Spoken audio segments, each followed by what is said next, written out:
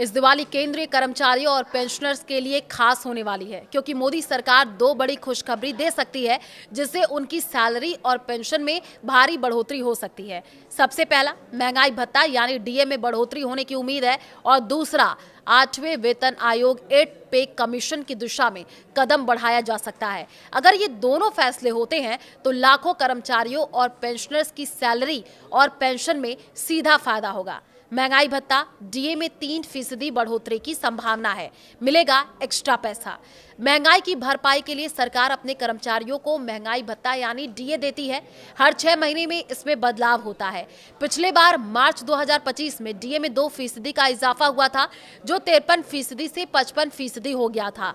अब खबर इस बार डीए में 3% की और बढ़ोतरी की हो सकती है, यानी 1.2 करोड़ से ज्यादा केंद्रीय कर्मचारियों और पेंशनर्स को फायदा होगा।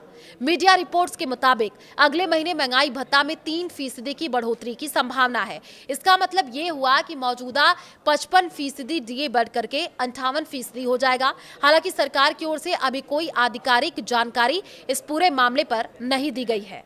ये बदलाव 1.2 करोड़ से ज्यादा केंद्रीय कर्मचारियों और पेंशनर्स को फायदा पहुंचाएगा। डीए बढ़ने से कितनी बढ़ जाएगी सैलरी और पेंशन?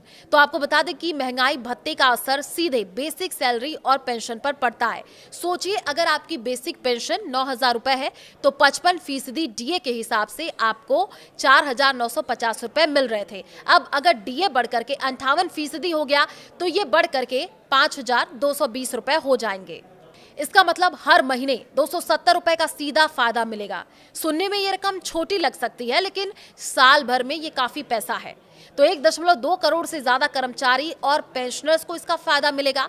इससे दशहरा और दिवाली पर जेब में कुछ एक्स्ट्रा पैसा होगा, जिससे आप खुलकर खरीदारी कर सकेंगे।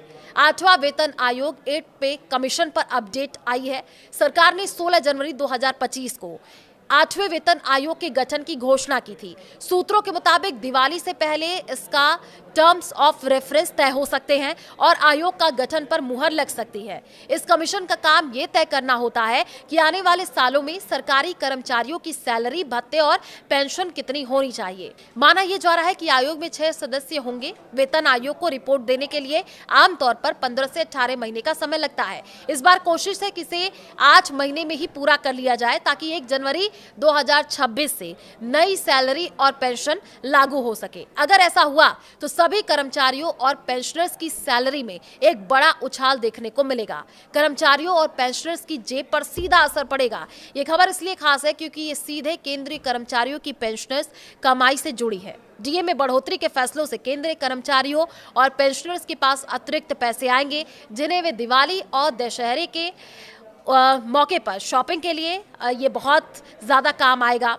और ये उन लोगों के लिए भी राहत भरी खबर है जो हर महीने सैलरी और पेंशन का इंतजार करते हैं। वहीं 8वें वेतन आयोग की लागू होने से आने वाले समय में सैलरी और पेंशन में भारी बढ़ोतरी हो सकती है। तो ये दोनों खबरें मिल करके सरकारी कर्मचारियों और पेंशनर के लिए डबल गुड न्यूज़ है, जो उनकी दिवाली को और भी रोशन कर सकती है।